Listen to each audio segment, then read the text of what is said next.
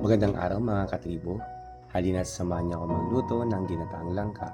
Ilagay natin sa kawali ang gata at mga sangkap na magpapasarap sa ating lutuin. Isunod natin ang paborito ng inyong katribong pambangot, ang sardinas at iba pang mga pampalasa. At pagkatapos ay halo-haluin lang po natin at hintayin hanggang kumulo ang ating gata. Ipagpatuloy lang po natin ang paghahalo-halo gamit ang ating sandok upang hindi kumorta ang ating gata na unang inilagay.